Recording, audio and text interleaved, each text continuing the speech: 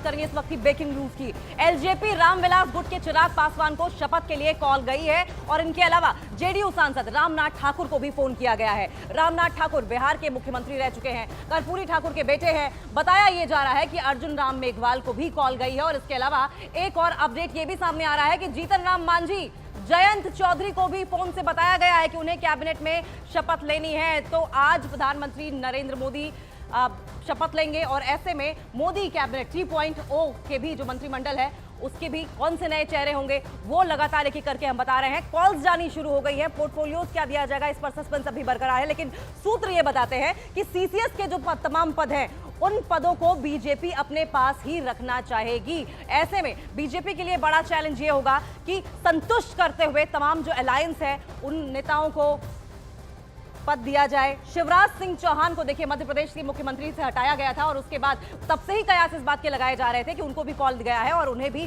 कोई महत्वपूर्ण पद जो है वो कैबिनेट में दिया जा सकता है। लेकिन समझिए सीसीएस के पदों को अपने पास ही बीजेपी रखने वाली है, सूत्र ये बता रहे हैं। विदेश मंत्रालय भी अपने पास रखेगी, फाइनेंस मिनिस्ट्री भी अपने पास रखेगी। लेकिन समझिए निर्मला सीतारमण को भी कॉल गई है। निर्मला सीतारमण वो अन्नामलाई वो कैंडिडेट्स हैं जिन्होंने, ये वो नाम है जिन्होंने वोट लड़ा ही, उन्होंने इलेक्शन लड़ा ही नहीं था, लेकिन उसके बावजूद कई बार ऐसा होता है कि कामों को देखते हुए या भरोसे को देखते हुए पद दे दिए जाते हैं और यही वो नाम सामने आ रहे हैं। सरप्राइजिंग एलिमेंट कितने होंगे ये भी देखने वाली बात होगी।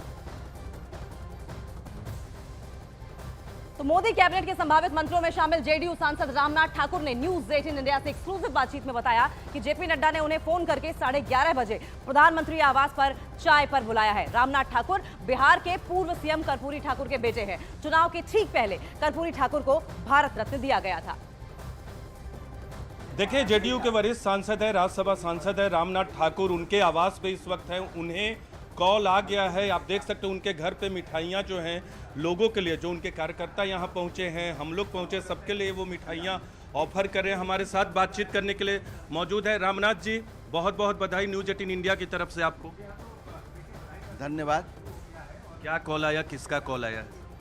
भारतीय जनता पार्टी के राष्ट्रीय अध्यक्ष जेपी नड्डा जी का मुझको टेलीफोन आया कि 11:30 बजे प्रधानमंत्री जी के यहाँ चाय पर आप आमंत्रित हैं। चाय पे उन्हीं को आमंत्रित किया जा रहा है जो मंत्री परिषद का हिस्सा होंगे? जानकारी मुझको नहीं है।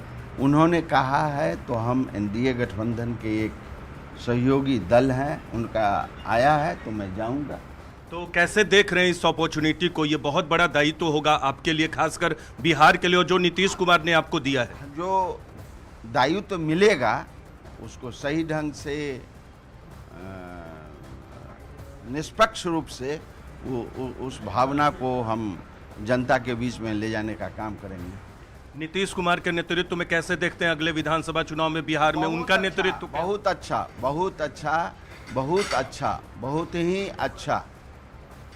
आप बिहार विधानसभा का चुनाव होने दीजिए और नीतीश कुमार जी के नेतृत्व में जो बिहार आगे बढ़ेगा इसकी तुलना कोई नहीं कर सकता। बिहार में आपकी प्राथमिकता क्या रहेगी, आपकी पार्टी की और आपकी? विकास।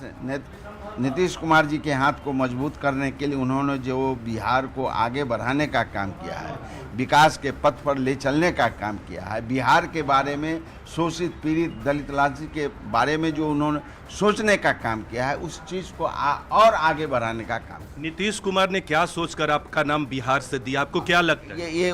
ये प्रश्न उनसे पूछा जा सकता है। तो आप ये बताइए सर कि जेडीयू जो है इस बार बहुत अच्छी संख्या में परफॉर्म की लोकसभा चुनाव में, और ये कहा जा रहा है कि बिहार में एनडीए का परफॉर्मेंस नीतीश कुमार की वजह से रहा।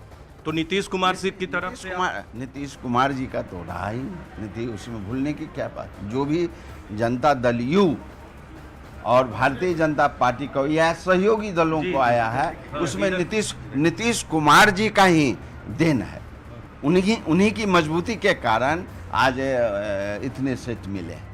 तो देख सकते हैं रामनाथ ठाकुर यहाँ घर में तमाम लोगों को मिठाइयाँ ऑफर कर रहे हैं। कैमरा पर्सन नीरज तिवारी आपको दिखा रहे हैं और रामनाथ ठाकुर जी कुछ कहना चाह रहे? जी कुछ कहना?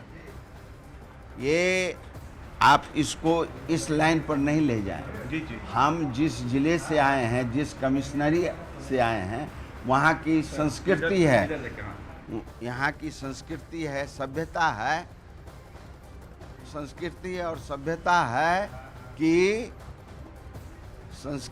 सभ्यता है कि आए हुए अतिथियों का हम स्वागत करें, सम्मान करें, उनको पानी पिलावें, उनको मिठाई खिलावें। ये संस्कृति है दरभंगा कमिश्नरी का।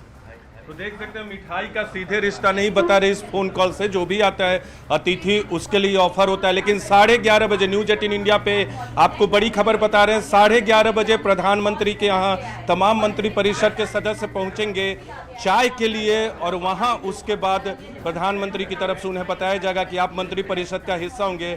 और आज 7:15 बजे जब शपथ ग्रहण समारोह होगा तो उसमें रामनाथ ठाकुर भी जेडीयू की तरफ से, एनडीए की तरफ से एक मंत्री पद की शपथ लेंगे।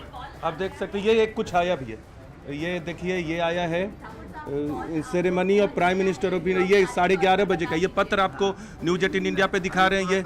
ये रामनाथ कोविंद जी को ये शाम के शपथ के लिए काउंसिल ऑफ मिनिस्टर्स ऑफ, ये देख श्रीराम जी यहाँ देखें represented at the swearing in ceremony of the prime minister of India and union council of ministers at Rashtrapati Bhavan. 7:15 7:15 का जो ये आमंत्रण है राष्ट्रपति की, ये आया है रामनाथ ठाकुर को आज के शपथ ग्रहण समारोह में हिस्सा लेने के लिए। लेकिन आज 11:30 बजे अब से थोड़ी देर बाद ये पहुंचेंगे प्रधानमंत्री के साथ चाय के लिए, और ये कंफर्म हो गया है कि जेडीयू की तरफ से एक मंत्री जो होंगे वो रामनाथ ठाकुर भी होंगे।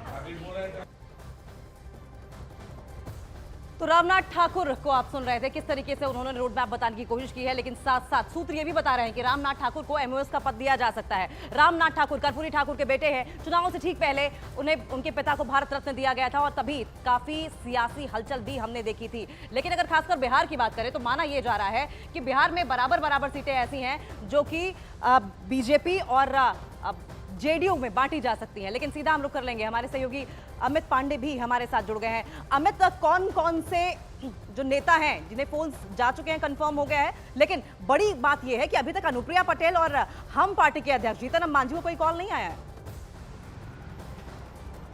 देखिए करीब 1.5 घंटे तक, हम अभी दूसरे उस पर बात कर रहे हैं कि 1.5 घंटे तक बीजेपी अध्यक्ष जेपी नड्डा और अमित शाह की मुलाकात चली है और यहीं से अभी वो निकले हैं। सबसे बड़ी खबर ये है कि 1.5 घंटे की मैराथन बैठक के बाद गृह मंत्री अमित शाह, बीजेपी अध्यक्ष जेपी नड्डा एक साथ निकले हैं और वो पीएम आवास की ओर जाएंगे। और इससे पहले जीतन राम मांझी भी इन्हीं से मिलकर गए थे और अनुप्रिया पटेल उधर मिलने पहुंची। तो कुल मिलाकर जो सामंजस्य का दौर है वो जारी है और इन दोनों नेताओं के मिलने के बाद, यहाँ से निकलने के बाद, कमोवेश जिन चीज़ों की आप बात कर रही हैं कि अनुप्रिया पटेल गुस्से में है या फिर जीतन राम मांझी को कॉल नहीं आया है, अन्य लोगों को कॉल नहीं है, वो सारी चीज़ें अब साफ हो गई हैं। अब पीएम मोदी के आवास पर जिन लोगों को फ़ोन गया है उनका पहुँचने का सिलसिला शुरू हो गया है। तो एक मैराथन बैठक थी, ये सिलसिलेवार तरीके से इस पर चर्चा हुई। लगातार 3 दिन से ये बैठक जारी थी कमोवेश। उस सिलसिले में आज यह अंतिम दौर की बैठक थी। अब सीधा मंत्रिमंडल दौर, ये मंत्रिमंडल के नामों को फाइनल करके ये दोनों शीर्ष नेता निकले हैं। अब पीएम के साथ